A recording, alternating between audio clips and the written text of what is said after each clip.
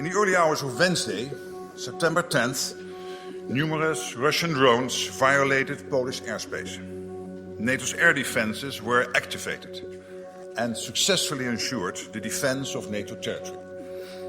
Whilst this was the largest concentration of violations of NATO airspace that we have seen, what happened on Wednesday was not an isolated incident.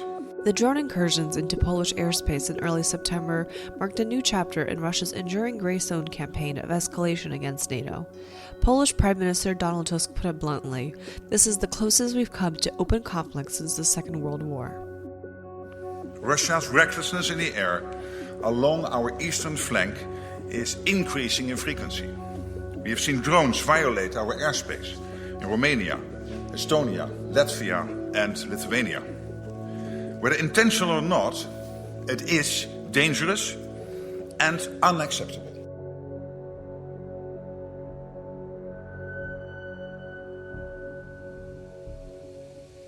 Welcome back to The Ties That Bind, NATO Allies in Action. I'm Natalia Kapitnik, the Communications Director at the Foreign Policy Research Institute, and your host this season. Now, last year we started this project on the eve of NATO's 75th anniversary, speaking to experts and career diplomats who walked us through the history of the alliance, its evolution, its enduring role in transatlantic security, and its role in supporting Ukraine's war effort. There were definitely some fascinating conversations there, so do check out those earlier episodes. Now, this season we are looking at the alliance from a bit of a different angle. Now, I'm not a security expert, so if you're looking for a deep dive on weapon systems and military strategy, I can certainly recommend one of our many other projects, such as Behind the Front. But this season, I wanted to look at regional perspectives from the frontline states. How are the frontline states investing and planning in their defense? How are they thinking about their role and contributions within the alliance and on the world stage? How have their historical experiences shaped how their governments and societies think about their own defense, countering disinformation, their own democratic institutions, changing economic realities, and how they are preparing as a society for a potential conflict with Russia? From the American perspective, it is easy to think of membership in NATO as a given. After all, the US was a founding member, and a lot of time has passed since 1949. But for frontline NATO members, whose memory of membership is just a few decades long, the perception is quite different and frankly fascinating. This week, we are looking at Poland, a country that has completely transformed its military and defense capacity, its economy, and its democratic institutions, investing more than any other NATO ally in its defense. But periods of transition are not always painless, and they don't come without difficulty, and we'll be hearing what challenges and opportunities Poland is facing as it looks to become a leading voice within the alliance and on the world stage. Thanks for joining us. To get a sense of the current environment in Poland, I spoke with Jakub Romaniuk, FPI Fellow and Program Director at the Warsaw-based Foundation Institute for Eastern Studies, the organizer of the annual Economic Forum, a leading platform for dialogue in Central Europe for over 30 years. So we are recording this on September 22nd. It's been 2 weeks since at least 21 Russian drones flew into Polish airspace, prompting NATO to scramble jets and to shoot down some of them. Poland since then has formally requested the activation of Article 4 of the North Atlantic Treaty, which mandates consultations among member states whenever any of them perceive a threat to their territorial integrity. And Polish Prime Minister Donald Tusk warned at the time that the incursions were the closest we have ever been to open conflict since World War II. Since then, a Russian drone has also crossed into Romanian airspace. Russian fighter jets violated Estonian airspace. Poland closed its border with Belarus amid heightened security concerns during Russia's military exercises. And in response, NATO has launched the Eastern Sentry operation, which will increase air patrols and ground-based interceptor systems. Tensions are understandably high in the frontline states, and it does seem like maybe there is a greater realization that hypotheticals are becoming a reality, which I think, especially in Poland, I don't think anyone is surprised because, of course, Poland, along with the Baltic states and others, has been quite vocal about the Russian threat far before the full-scale invasion of Ukraine in 2022. So, Jakub, I'm curious to hear from you. What is the sentiment domestically about the recent drone incursions? Do you get a sense that Poles are confident in NATO's defense response? Do you think that these events will finally force some European leaders to really start thinking more in a wartime mentality than a peacetime mentality? Yeah, thank you, Natalia. The sentiment is certainly not positive. So this was a very, very serious violation of Poland's security. And everyone in Poland, as you said, is well aware that this was not an accident, but a deliberate act. So it was just another provocation on the part of Russia. But of course, this causes justified concerns among the citizens about our security, about the future of Poland. More and more often, conversations are filled with increasingly vocal questions about whether Poland is still a safe place. I talked with many of my friends, and they are also starting to think about maybe finding a second house somewhere in the western part of Europe or the southern part of Europe. Italy and Spain are becoming more and more available for Poles, so they are still thinking about maybe having a second place to live in the future, especially after the last drone incursions. So the situation is serious, I think. As you said, like Prime Minister Tusk said, it was really, we are a little bit closer to the war. Of course, we are not in the state of war, but like Premier Tusk said, the parliament. The enemy does not hide its hostile intentions. And what is important, even though we see in the last weeks that Prime Minister Tusk and President Nawrocki, they have, let's say, different approach to the foreign policy, but they're both agreed that the Russian provocation was nothing more than just an attempt to test our capabilities and our response. So fortunately, our authorities responded well. They responded quickly in appropriate manner. Also, what is really important for us, our allies in NATO responded very well. So, as you said, like the jet fighters, they were really quickly in the air zone of Poland, and they shot it down these drones. So it was really important that everyone acted really quickly in the first few hours. Of course, there were also some informations about some missing drones somewhere in Poland. So our authorities, they were searching for the, let's say, some parts of the missiles and the drones in the different parts of Poland, but everything was quite safe. Let's say that there was only one let's say, accident with the house because like one part of the missile just fell on the rooftop. So fortunately, no one was injured. So everything really ended in a good manner. But as President and Prime Minister said that we passed this test, also the NATO passed this test. So I think that we can also see this in a latest public opinion polls that were published 2 or 3 days ago, that we asked the Poles, so do you believe that NATO allies would help Poland in the case of aggression against our country? And 57% responded yes. Only 26% responded no, and 17% they had no opinion on this matter. So this is important that people believe that NATO is still there, is working well, what we could see during the drone incursions. So it is important to have these allies with us, especially that we are at the border of war in Ukraine. So as you said, also the close border with Belarus, also the new project of the East Shield. We are trying to be more and more aware on the potential aggression from Russia and from Belarus. Also in the same public opinion polls, there were the other questions, like, for example, how much trust does the Polish society have in NATO?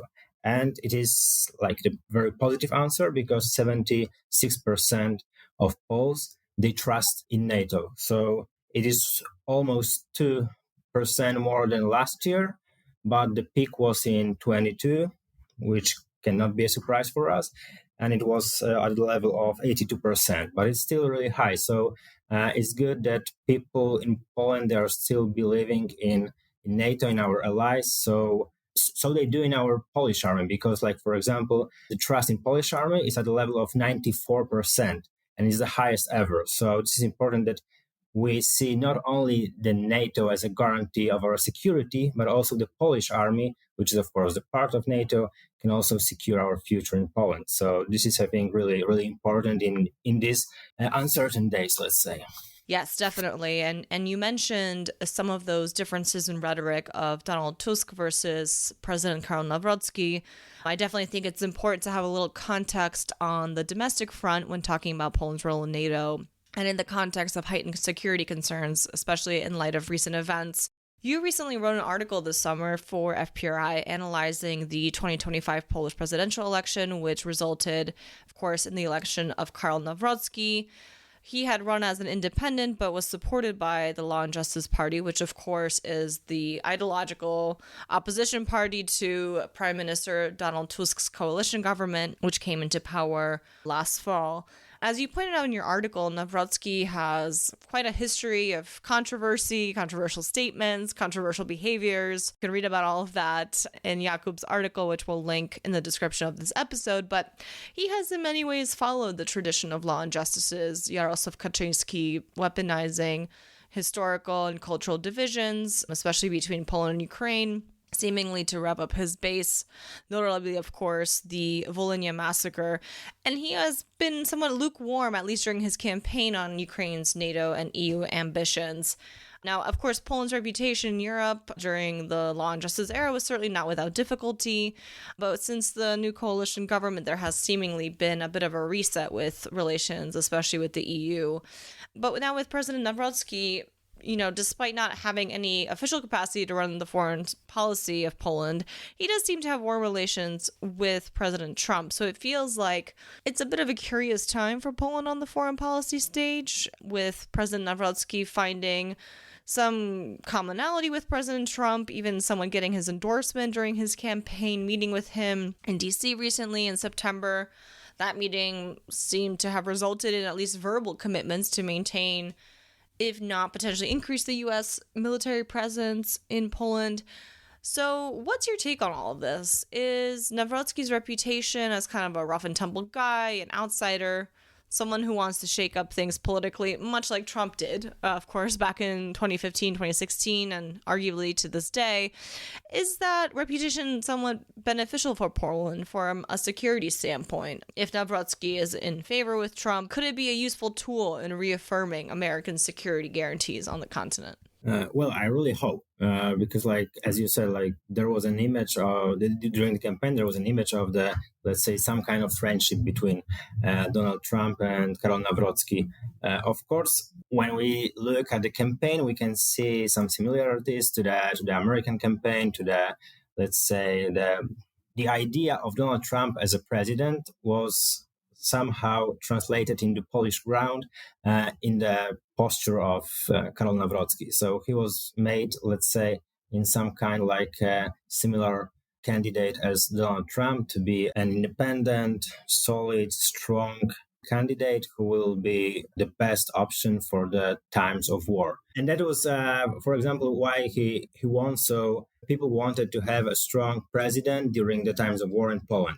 But the problem is that president is not creating the foreign policy in Poland, because the government does it. So the Minister of Foreign Affairs, Deputy Prime Minister Radosław Sikorski, and also Deputy Prime Minister Władysław Kosiniak-Kamysz, so the Minister of Defense, and of course Prime Minister Donald Tusk. They are the most important figures when it comes to the foreign policy and security. But the problem is that the president of Poland is the chief of staff of the Polish army. So that's the problem, that we have two very distant positions inside of Polish politics, and they have to act together to find a balance and to find one common, let's say, language to speak to the other countries, to help not only Poland but also, of course, Ukraine. And this kind of problem is that, as you said, Karol Nawrocki in the past wasn't, let's say, the biggest friend of Ukraine. He was using our past and some problems with the Polish citizens in Ukraine and at the Ukrainian border to gain some of the votes during the campaign from the far right voters. So this is a problem. Fortunately, since he became a president, he didn't say a word about our past, about Ukraine, about these relations. So I hope it will be in the future in the same way. Right now, there are some major problems. Then speaking about the past between Poland and Ukraine, and we know that we have to help Ukraine. This is the first thing we have to do. So I really hope that Karol Nawrocki and the potential good relations with Donald Trump will help us to be an important part of the transatlantic relations and also the European security. But the problem is, because on one hand, yeah, of course, as you said, he was invited to DC. and they had some meetings. Right now, he will be speaking also at the United Nations. So, yeah, it's good that he's there. But when we see at the last meeting in August, meeting concerning European security and war in Ukraine, Donald Trump invited some European leaders from Germany, France, of course, NATO, Italy, and other states, but there was no place for Poland. So the question is there really a good relation between some kind of friendship between Donald Trump and Karol Nawrocki or not? It was just only for the needs of the campaign. So we don't know yet how it will happen, what will happen in the future, but I really hope that, of course, being the same side of the politics as Donald Trump will help Poland to be there, and that the Polish voice will be heard in Washington, D.C. For many years, a leading Polish voice on the foreign policy stage was Anna Fotyga, who launched her political career as part of Solidarność, the trade union that served as a linchpin in ending the Cold War. Anna served as Poland's foreign minister between 2006 and 2007 and held many high-level government positions, including chair of the chancellery under the late President Lech Kaczyński. She also served as the deputy mayor of Gdańsk, her hometown, as well as several terms in the Polish Sejm and in the European Parliament, where she chaired its Security and Defense Subcommittee. In 2020, she was appointed by then Secretary General Jens Stoltenberg as part of NATO's Reflection Group, a working group of 10 high-level experts that worked to create recommendations aimed at strengthening NATO's political role in tackling the threats of the next decade. I spoke with Anna about Poland's goals within the alliance during a decade of great transition. So you became the foreign minister in 2006, arguably also a very formative time for Polish foreign policy and security. Of course, Poland joined NATO in 1999, later the European Union in 2004, and it was such a period of transition, right, in that whole decade. Could you tell us a little bit about Poland within the NATO context during that first decade of the 2000s and how you were thinking about Poland and its goals and its role in the alliance during this time, and perhaps how you would assess its evolution in this context over almost 3 decades now? My perception of threats, and actually many people I used to work with include first and foremost my friend, my authority, my boss, the late president of Poland, Lech Kaczyński, who used to be also a prominent person of Poland's anti-communist opposition. We were absolutely aware since the very beginning in political life of ongoing threats from first the Soviet Union and then the Russian Federation. These threats were not so visible probably after changes happening in Central and Eastern Europe, then reunification of Germany, because at that time, earlier the Soviet Union, later Russian Federation, was considerably militarily and politically weak or weaker, I would say, still playing important role because of possession of nuclear arsenal. But also because of changes, this position was different. To a person like myself, 2 Chechen wars, actually what happened also in Georgia, early 90s, and later on many other signals were, I would say, very obvious sign of ongoing neo-imperial posture of the Russian Federation.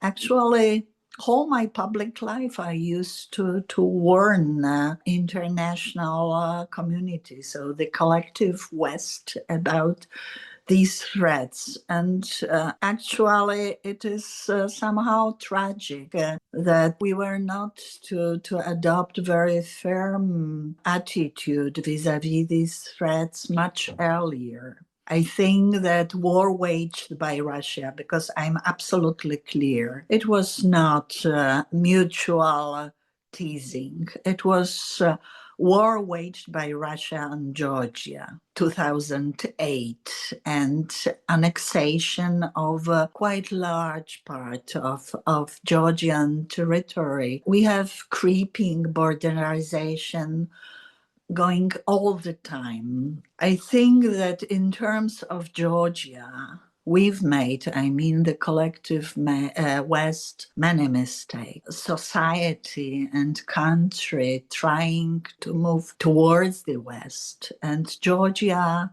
has always been West bounding. So seeing and Georgians in particular were always looking towards the West, trying to have as much in common with Western culture, Western institutions as possible.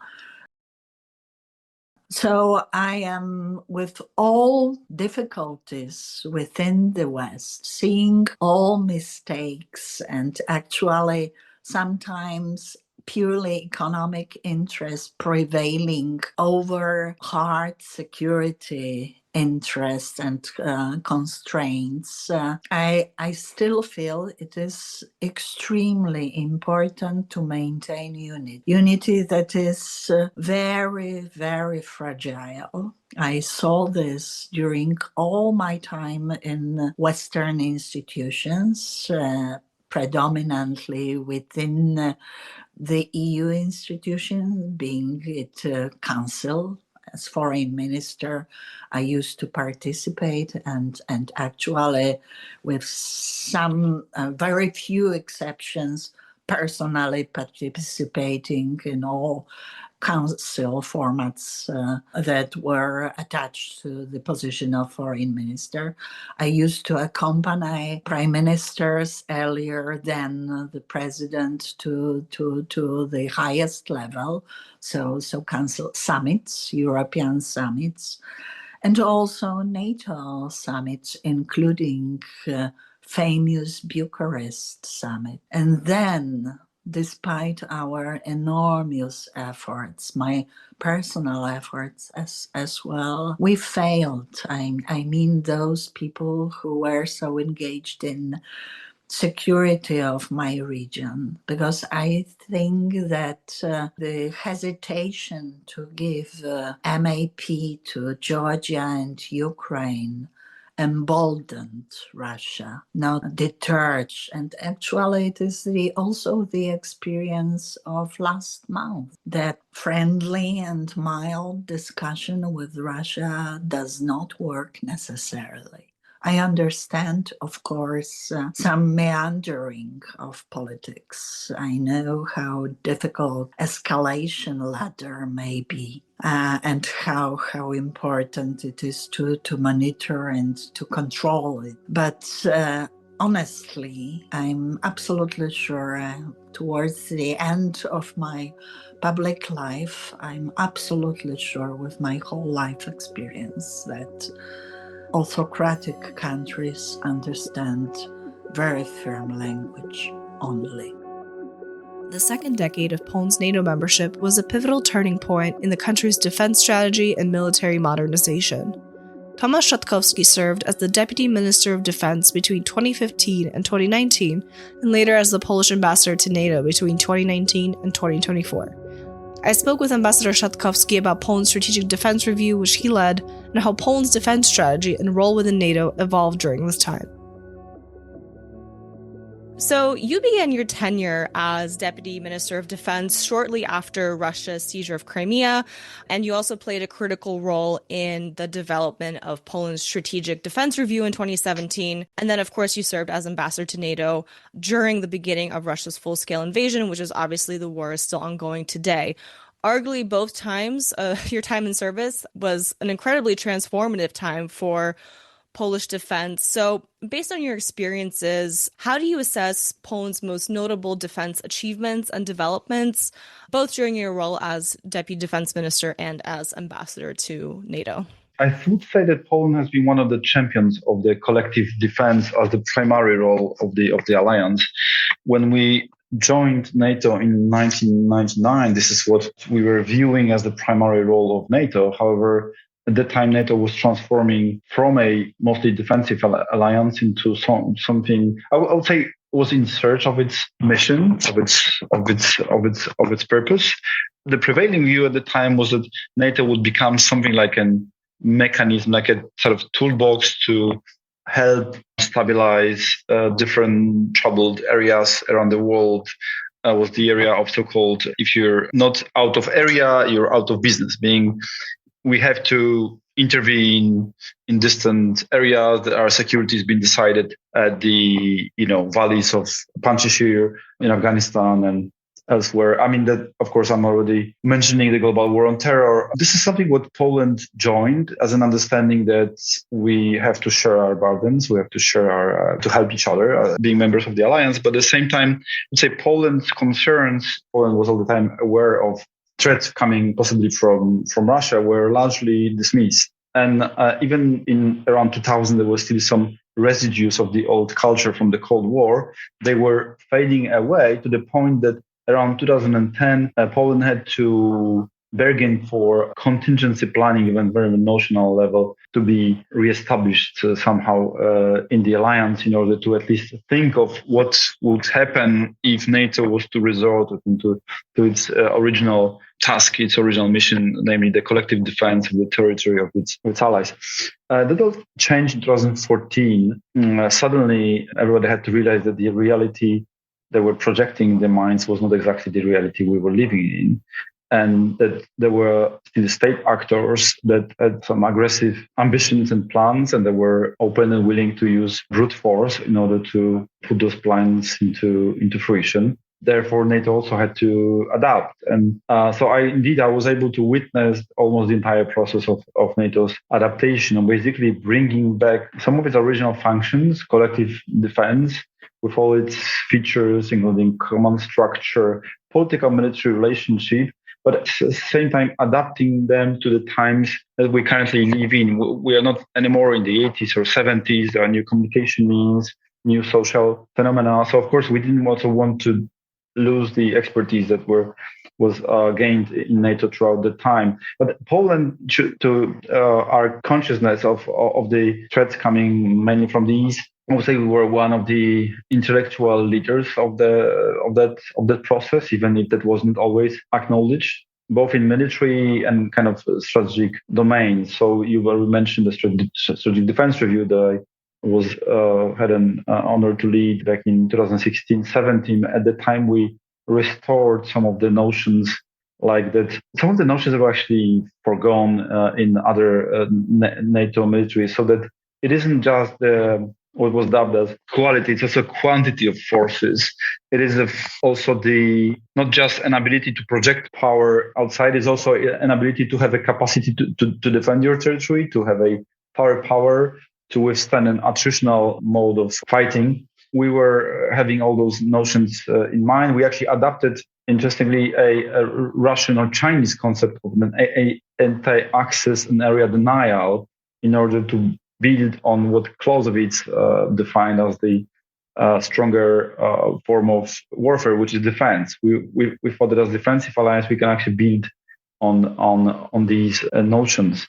We then used this experience influencing the new strategic concept that was being developed in the alliance. For instance, the very notion of deterrence by denial. So basically, instead of just reacting and being in a reactionary mode and sort of sending forces while something has happened, we would create conditions so that a possible adversary wouldn't conduct a surprise attack against NATO. So that was basically about bringing some notions like, the preparations of a terrain, perhaps creating a mass of the reserve personnel, something that was not very much talked about during 90s, 2000s, and so on and so on.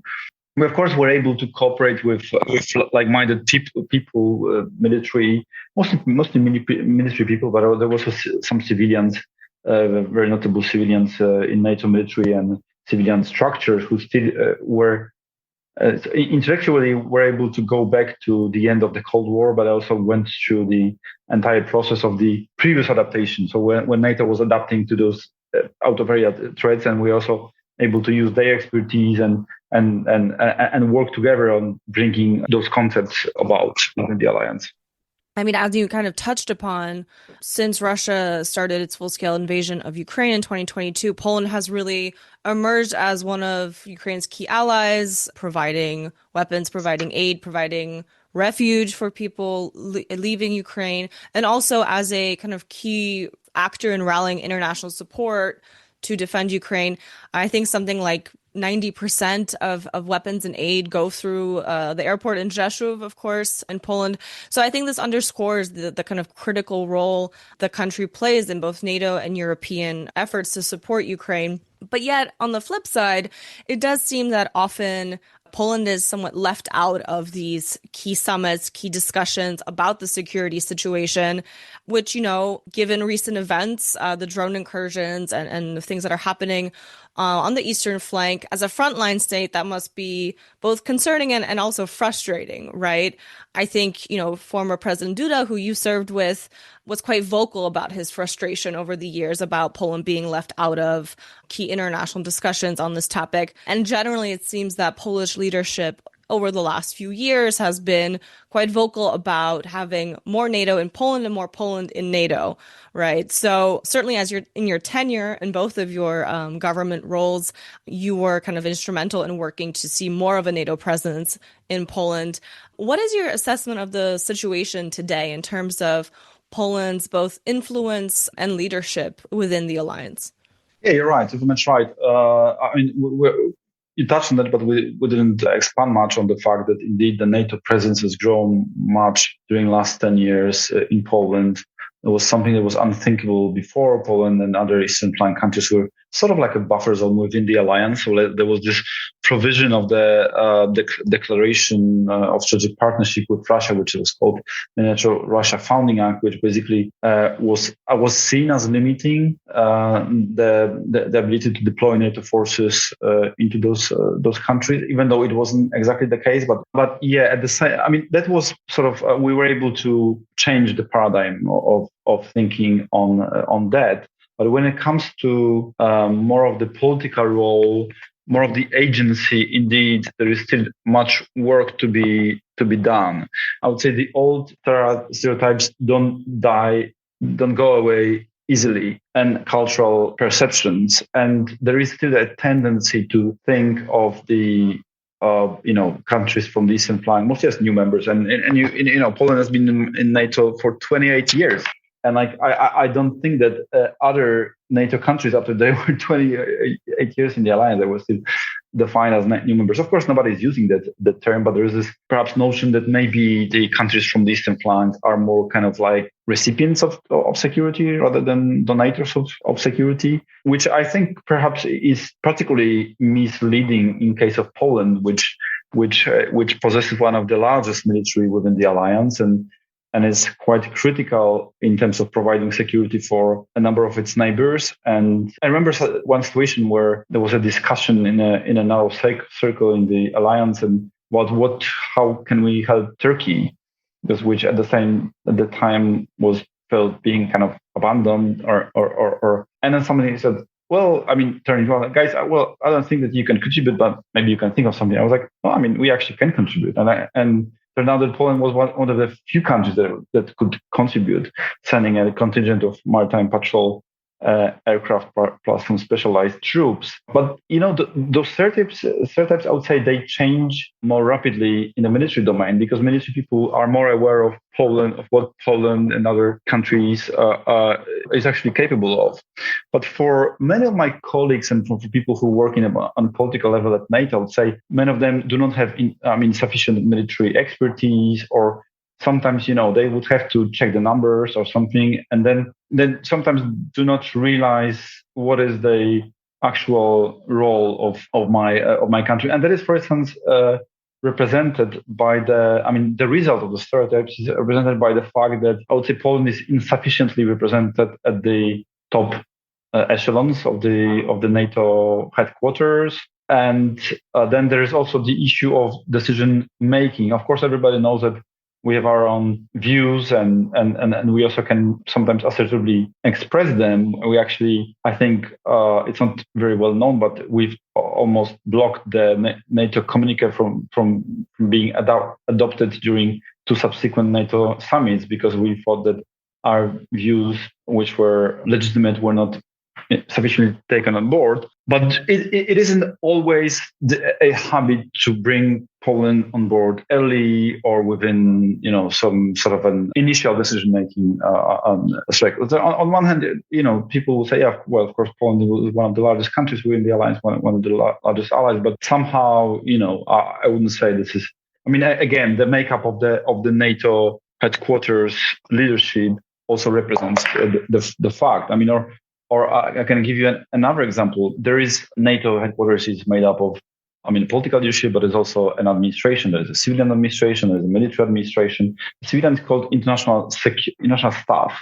There was a number of cases where I was representing Poland at the alliance, and Poland was more than 20 years already an ally, and I had to make a precedent where I would actually convince some of the leaders, or actually of those divisions of the international staff, that Poland needs to be. I mean, there needs to be some people from Poland actually represented in those divisions. And some of those were really critical for NATO, like defense policy and planning divisions, where prior to my service in the headquarters, Poland had nobody out of 80 people working there. I liked how you kind of said that it's a lot of it is kind of beating the stereotypes of Poland being a recipient versus a provider of security. And it does feel like, I think Poland is on track to meet 4.7% of GDP on defense spending this year, which is the highest in the alliance, higher than the United States. So it feels like the capacity for being a provider of security is outpacing the rate at which the stereotypes can change. Indeed, but also, other domains. Let me just add. I also had a privilege of teaching a course this semester to a group of American students from one of the renowned universities, and we are having a discussion on the adaptation of NATO, and they said, well, there's certainly some problem. We heard there's like infrastructure in the east isn't developed, and I was like, I mean, what kind of infrastructure you're talking about? Have you been to Poland? Have you seen Polish highways and Polish railway? I mean, you can compare it to a number of other countries in the old sort of Europe. So there's a tendency to just basically assume that somehow eastern part of the alliance is more backward, less developed, and everything, which isn't always the case. In reality, sometimes there are areas where some eastern flank countries are more developed, actually, both in terms of infrastructure and capabilities. As we've heard from our guests, Poland's been playing a key role in securing the eastern flank and supporting Ukraine's war effort. Now, at the beginning of the conflict, of course, there was a strong wave of solidarity with Ukraine, which manifested itself in massive humanitarian aid and military support. Now, the military support is, of course, continuing, and who can forget the moving images and stories of Poles handing out soup and sandwiches at the border and developing housing and assistance programs at breakneck speed to accommodate the over 1 million Ukrainians fleeing the war. Now, for a country with a difficult history and attitudes towards refugees and migration, it felt like perhaps a turning point. However, 3 years after the outbreak of the war, these emotions are beginning to change. Poles are increasingly expressing concerns about the prolonged conflict and its impact on the Polish economy and security. One cannot talk about Poland without talking about history. Do you see potential, if there is at least danger in Polish society about Kremlin narratives, maybe not about defense spending and things like that, but do you see there is more potential for exploiting divisions between Poland and Ukraine to discourage Poles from supporting the war effort? Yeah, definitely. And I think that unfortunately, we can see it. A few months ago, there was the other poll that they showed that unfortunately the relations between Poles and the Ukrainians, which are residents right now in Poland, are not really good. So, for example, like a lot of people from Ukraine, they are talking about some kind of aggression towards them from the Polish citizens. I think it's also caused by the implications of the social dynamics but also the economy. Even though the Ukrainians and especially the Ukrainian refugees, they have a great input to Polish economy. right now it's almost 3% of the GDP. So it's really a huge impact that they have on Polish economy, and it's great that we have them with us. Of course, there are some problems that they are not always able to find a proper job for them. They're really well qualified, but they are, let's say, taking the jobs from the lowest level. So it also helps the Polish economy because we don't have a problem with unemployment and the other stuff. So it's great. Also, there is a lot of disinformation, as you said, and also far-right parties are using these facts. Well, they're not facts. This is information, let's say, to gain more votes in the future elections in 1.5 years. So it's scary, really, because the problem is that we have 1 million refugees from Ukraine in Poland. But in total, probably we have approximately 2 million Ukrainians in Poland. There are a lot, and we have to coexist, and we have to live together. They are our neighbors. So I saw something great in the first few months, in the first year of the war in Ukraine. Everyone was helping Ukrainians. Everyone wanted them here.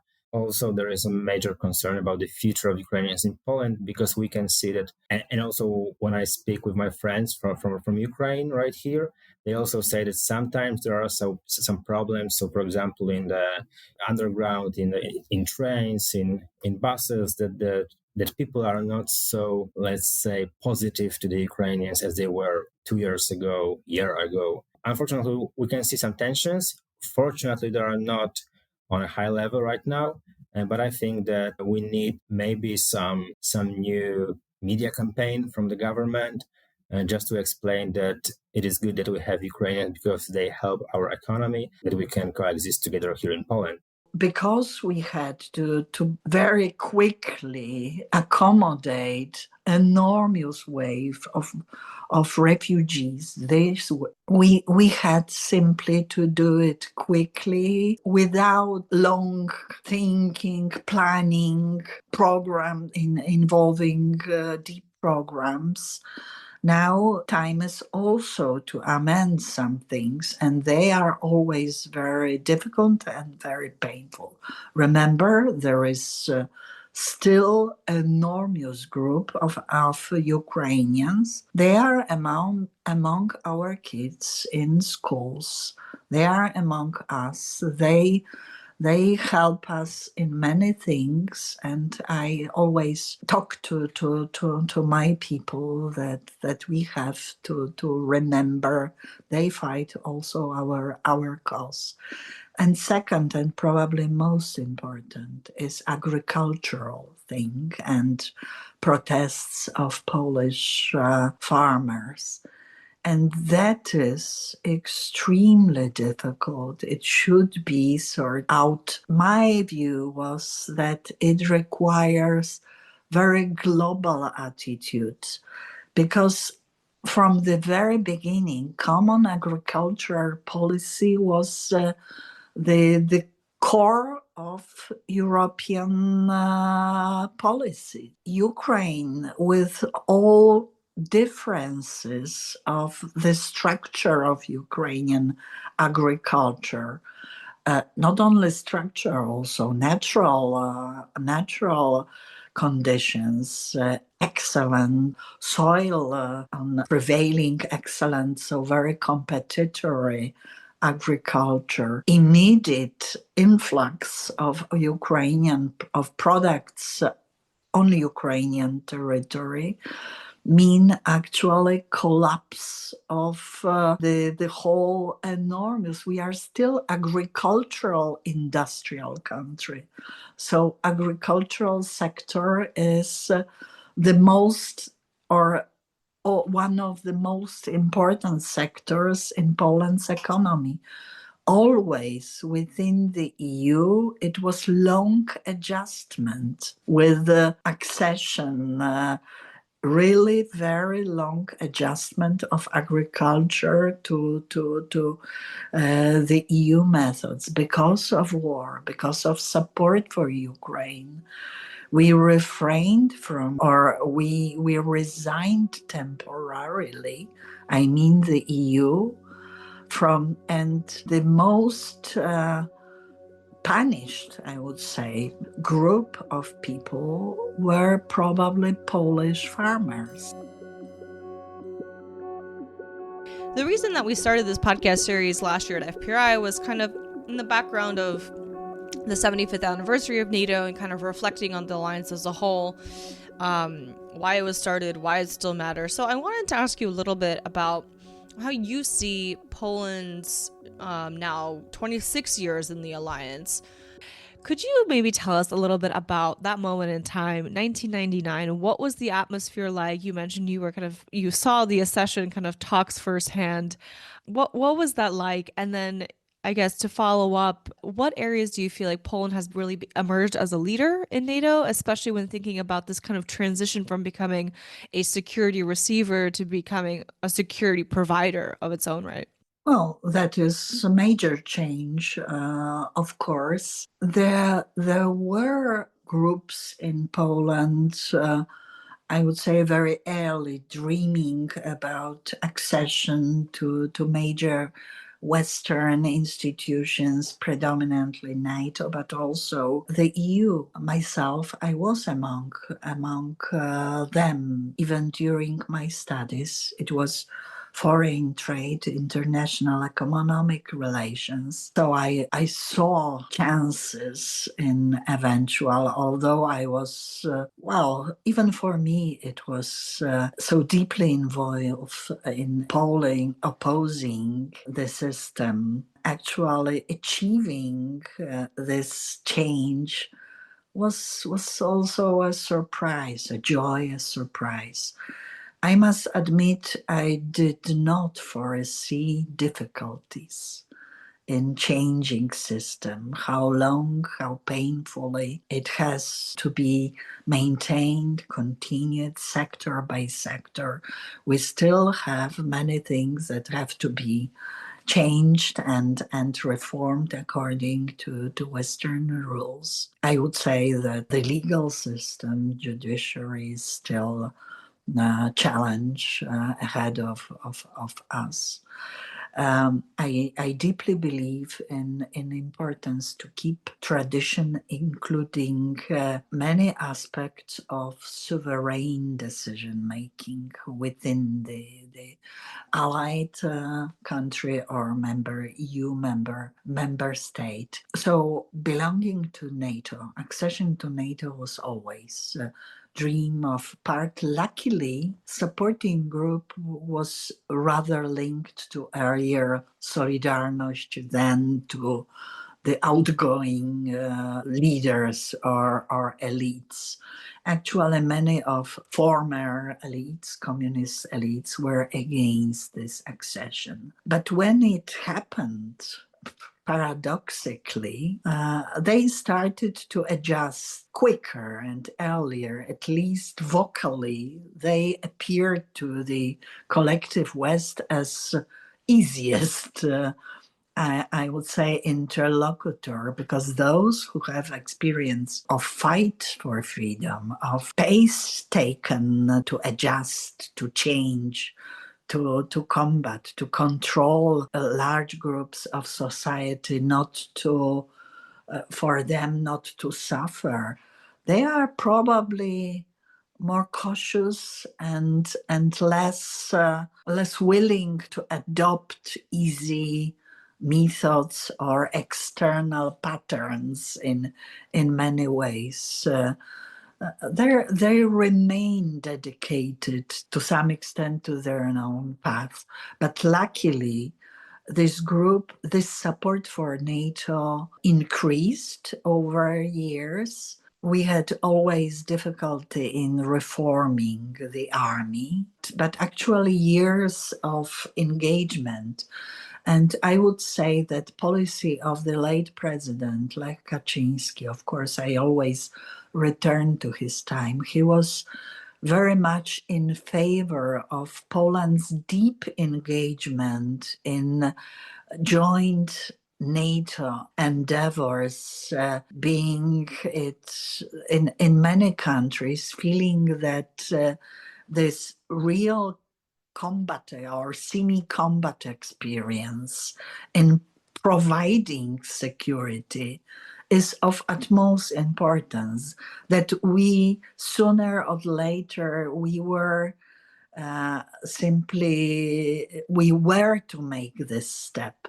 So we've been prepared by earlier leaders, and in particular President Kaczynski, to this step. Of course, war on Georgia, war on Ukraine was a wake-up call for a large part of society. And nowadays, among other countries, we are very lucky because I think that it is prevailing and much larger group of Polish societies supporting expenditures on security, on army, on capabilities, on now many aspects of preparedness, of building resilience of the country, of civil protection, of measures taken on every level of society to make us fit for defending country and our allies as well. Doing a little bit of reading about this time of a session, I found this great quote by President Alexander Kwaśniewski, who was speaking in Washington in 1999. It was the 50th anniversary of NATO's founding, which was shortly after Poland's accession, and he said, "For the Polish people, NATO's existence has always been a sign of hope. The hope of saving freedom and democracy in a Europe divided until 1989, the hope that the Iron Curtain would not last forever, the hope that as soon as Poland was able to determine its fate, it would take part in the creation of a better future for itself and for the whole of the European continent." And he said, "The dreams of our fathers and grandfathers have now come true." Now, arguably 1999 was, depending on how you look at it, not that long ago. Certainly the memory of this moment is still living in several generations in Polish society. So my question is, do you think that Poles today still see the alliance through that lens of hope? And does the relative novelty almost of belonging to NATO, at least compared to the American experience of being a founding member back in 1949, help explain why Poland has been so ambitious in its defense vision? And lastly, I guess, do you see that belonging to NATO has become a kind of core element of Polish identity? Yeah, definitely. So I think it was a really, really important and a groundbreaking event, because when we said it, we can see that after the fall of the Berlin Wall and the dissolution of Warsaw Pact, after the end of the Cold War, it opened up the possibility for the further NATO enlargement. So it was something unthinkable before. If you could ask anyone in 1989 to have countries from the Warsaw Pact standing together with the allies from the NATO, it was surreal. So it was a groundbreaking experience, I think, and it was great. It was planned for the 50th anniversary also. So it was really, really a fantastic idea. So in March 1999, the former members of Warsaw Pact, they joined NATO, Poland, Hungary, and Czechia. So it was groundbreaking event, really. So for our part of Europe, it was a fantastic experience. As you quoted, Alexander Kwaśniewski words, this is just what NATO was for Poland. It was also the final step of the democratic transition in the 90s, because of course in 89 we just became, let's say, the free sovereign country. But it lasted for 4 years when we became, let's say, truly kind of Western country. So it was the last step to become a part of the Western civilization. We didn't want to be a part of, let's say, Eastern Europe or Russia's, let's say, area of interest anymore. So that's why we joined NATO. I remember it was really important. I was 10 at the at the time, but it was a really important thing. And I remember it. Everyone was really happy that finally we are becoming a part of Western world. The same in 5 years later when we joined the European Union. So last year we had 2 great anniversaries, 25 years in NATO and 20 years in the European Union. So right now, when you ask the Poles, as I showed you in the recent public opinion polls, no one can imagine Poland without NATO, without European Union. This is just some kind of a normal thing for us that Poland is part of these organizations, and everyone wants Poland to be there still in the future. So there is, I think, no question about this, and everyone wants to be a part of this. And of course, we believe that it will help us. NATO is still one of the pillars of the Polish security. Right now, we are trying to be one of the leaders of NATO, especially when we see that the center of gravity, it goes towards the eastern flank. So Poland is becoming more and more important as not only as a member, but one of the leaders of NATO, let's say. And I really hope we will be able to stand as one of the leaders also in the future. Poles, they're really believing in Article 5. Let's hope we'll not have to check if it will be working well. But everyone in Poland is always saying that, but we have Article 5. We are in NATO, so we are safe. When Poland joined NATO in 1999, then Prime Minister Jerzy Buzek, in his first address to the Council, to the North Atlantic Council, he said, Poland does not enter NATO with empty hands. We contribute not only our territory, but our people. You can count on us. You can count on Poland. So I kind of wanted to ask you a little about how you assess Poland's time in the alliance since 1999. Do you think that this pledge, you can count on us, I mean, you kind of just underscored that Poles feel that sense of duty of defense and that they are not expecting any kind of free handouts. Do you think that approach still has fueled or come to define Poland and how it views its place within NATO? Well, absolutely. Also, I mean, this is one of the slogans from the time when Poland was fighting to regain its freedom was for your freedom and ours. I think it resonates well in the US. So this is an affinity in terms of the values, also an affinity in terms of this perception that in order to have freedom, we need to be ready for sacrifices for freedom of others. And I think we've already proved that very early on in the alliance, and actually prior to joining the alliance, we've been a loyal ally in a number of missions, regardless of whether those missions or were, the correct decisions. Looking from the hindsight, like the Iraq War of 2003 up until 2009, we were there with the US. We were in Afghanistan from the beginning till the end. And also we were one of the, and this is something that, comes back in almost each of my conversations with the US military, where they always say, well, we were in Afghanistan, and we remember that Poles were one of the very few allies that did go with us everywhere. So there were nations that had caveats on the use of force. Poland didn't, Polish forces didn't. Our troops were ready to fight alongside the US allies. So we're ready to be with our allies in good and bad. I think to tie it into my final question here, one of the things that I'm asking all of our guests this season, because one of the aims of this season is really to kind of foster understanding between our American listeners, our audience, and to get some regional perspectives. So what would you like Americans specifically to understand about kind of Poland's contributions and role in transatlantic security, and ultimately the importance of preserving NATO as an alliance? Poland has already demonstrated its key to preserving Ukraine's fight, as you mentioned in this conversation. Poland is very critical to NATO's defense of the eastern flank, and Poland is a loyal ally that, in peacetime and in the time of a war, is ready to share the burden and shed blood together. I think this is something what I hope you speakers understand, and I will continue to understand and believe.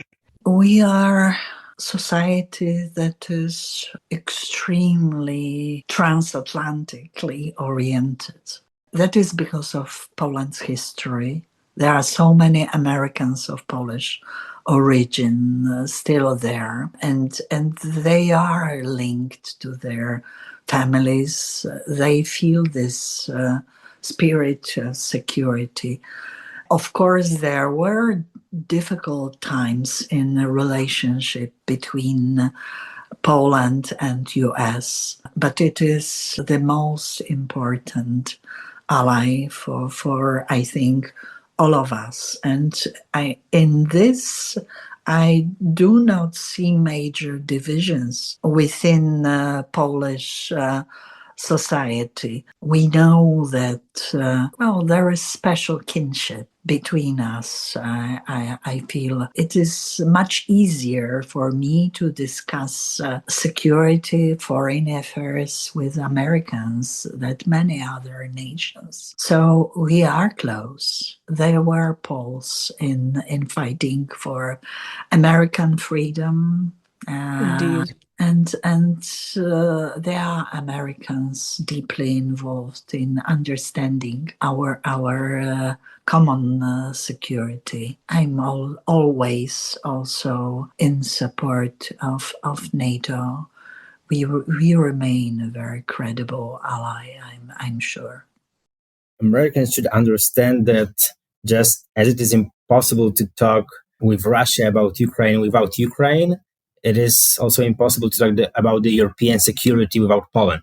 Of course, like in the United States, you can think about Russia, about something that is a threat for some people in Ukraine, in Poland, in the Baltic states. Okay, but it doesn't concern us. But of course, thanks to globalizations and all the other processes in the history of our world, we know that everything is connected. So the bigger area of interest of Russia can be a threat also for the United States and the whole Western world. A strong and secure Poland is also essential to guarantee not only Ukraine's security, but also the European security. And what it counts also, I think, somehow the American security.